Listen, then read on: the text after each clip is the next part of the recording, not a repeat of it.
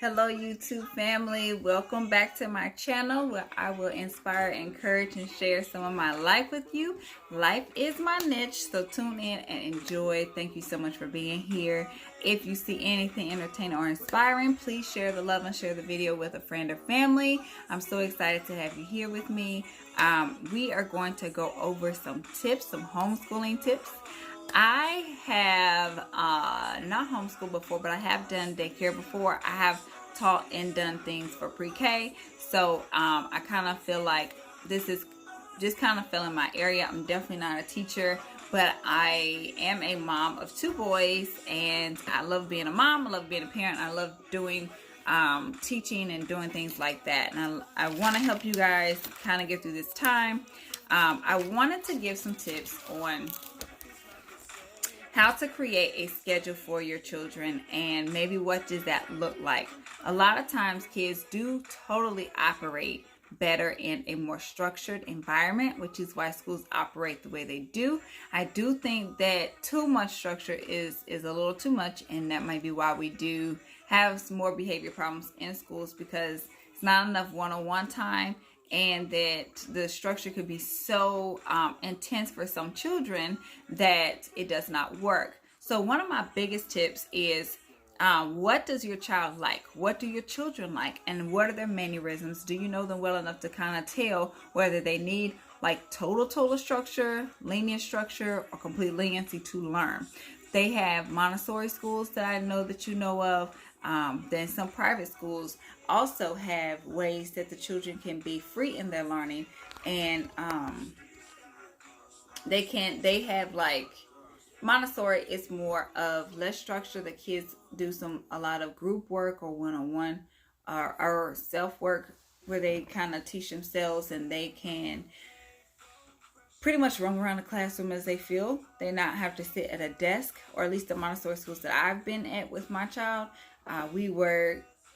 As you go in, they have couches to sit in, they have fountains and animals in the classroom, almost like nature. There's learning outside. So you have to pretty much know, or try to get a feel of what your child likes.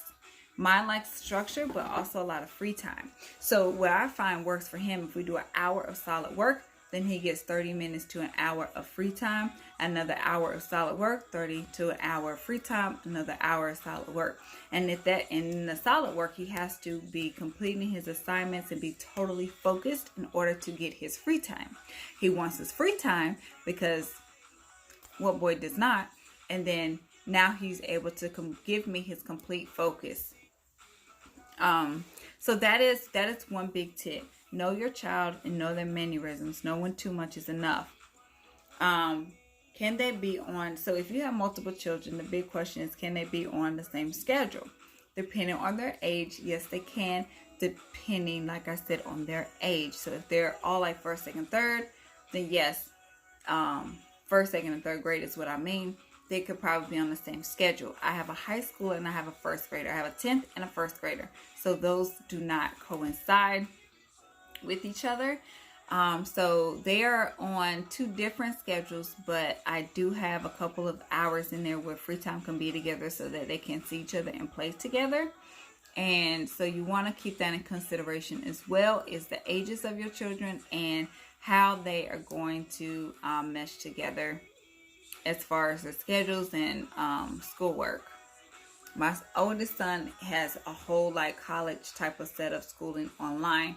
So he has to be there at a certain time and do certain things by a certain time. My youngest, we don't have anyone to report to. I tell him that that we have to still report to your teacher, even though it's not like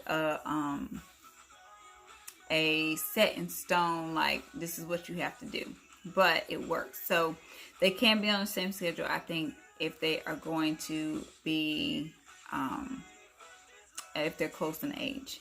So, is your child an early bird? Do they like sleeping in? Some parents don't mind their children getting up at 10 o'clock and starting their day, and they just go a little bit longer. They do like work from 10 to 3. That could also work too. You squish everything in and they just do work after work after work. My son will not sit that long, and I do not agree with forcing a child to do that. That way, if they cannot handle it.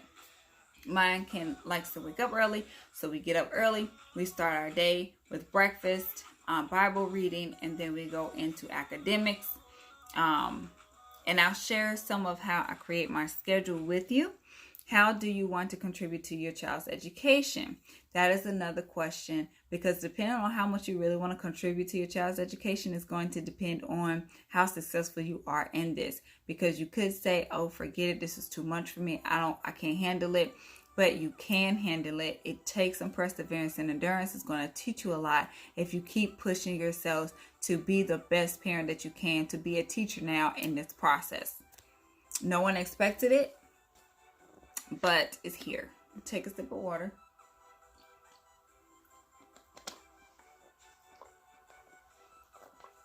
So what I have found, we could allow our children to fall behind and not really get what they need, or we can help push them ahead. What I'm saying now is, if my son doesn't get to go back to school, or when he does go back to school, that I'm going to make sure he's on the next grade level as much as possible in the areas that I can help him in, because he was already somewhat, I felt like, behind, and he wasn't getting enough one-on-one time in schools. He had great teachers, but I felt like if with more one-on-one time, then he would be able to catch up more. And you know, I don't know, school to school. So how do you want to contribute to your child's education? Ask yourself that. That is going to be extremely important in how you get things done. So I have my notebook here and I have my pen. Let's try to I'm going to tilt this down some, if it will tilt. It will not tilt. Okay, that was not good. So I'm going to do is now I have to hold the phone because I just tore it off the thing. So you probably don't even need to see all that. But as I write my schedule, I start off with, like I said, waking up first thing in the morning. And every day I take my notebook here and I write what I want him to read daily. It has helped him to look at the schedule every day and have that schedule available to him in his hands to do the work, and he feels more in control of his day. And it is really that simple step. So at 8 o'clock to 8:30 we wake up. Okay, from 8:30 to 9 is breakfast. From 9 to 10 is reading. I find that if we do reading first, he is more willing to get that portion of his day completed and done. From 10 to 11, and I have another sheet that I am going to kind of sort of follow. These are things that okay, so 10 to 11 is his game time.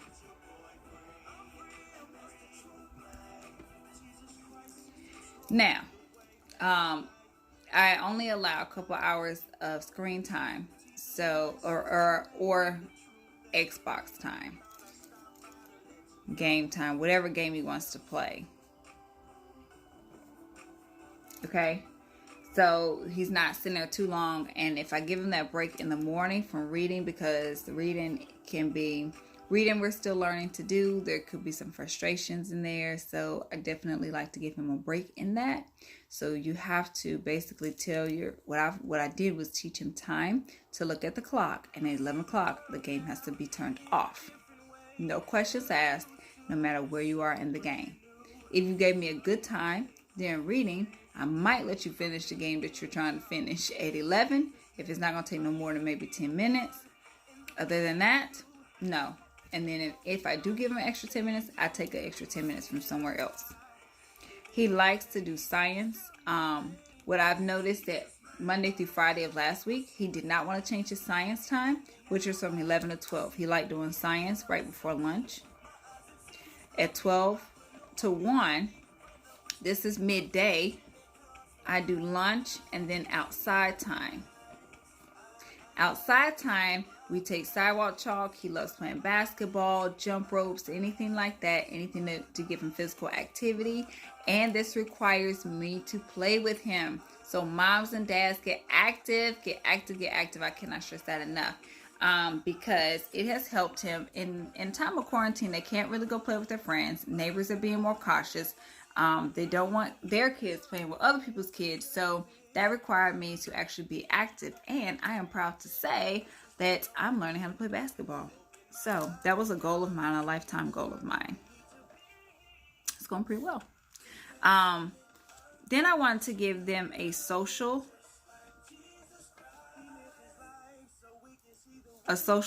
minute. This may or may, it varies. I have him connect with a friend from school, and they connect through Zoom, and they're able to see each other and do a lesson together, whether that is Spanish, social studies, science, math, whatever they want to talk about, they get to do that lesson together. And that has really helped him. I'm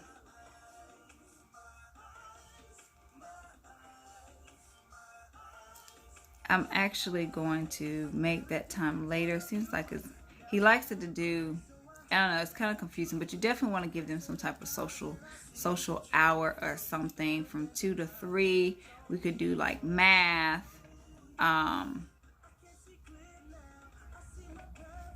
3 to 3:30. You could do some computer time. Computer time was later. I'm following a different one, but get creative in here. So from 3 to 3:30, I'll put his I'll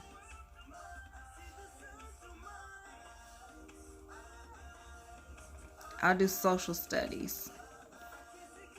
From 3:30 to 4, we'll do Spanish.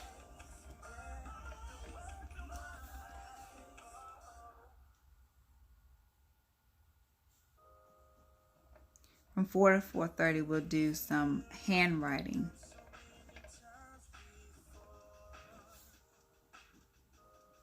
From 4:30 to 5:30, we'll do outside. 5:30 to 6:30 is computer time. 6:30 to 7 is chores. And 7 to 8 is dinner and bath. So from 8 to 9:30 is game. My child goes to bed kind of late for some parents, but it's a perfect time for me. So whatever is the perfect schedule for you, you want to create it. This is what his schedule looks like. Of course, it's kind of backwards on here. I will rip this out and I will give this to him for tomorrow.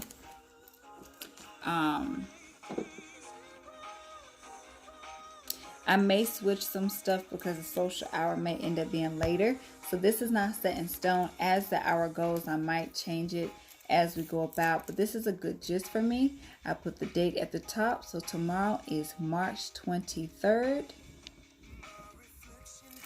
And there you have it, a new homeschooling mom schedule that I do. In my next video that I will create, I will put out some resources of how I create the lesson plans within the different subjects. I hope this helps you at least get a better start for your week, and I will see you all in the next video.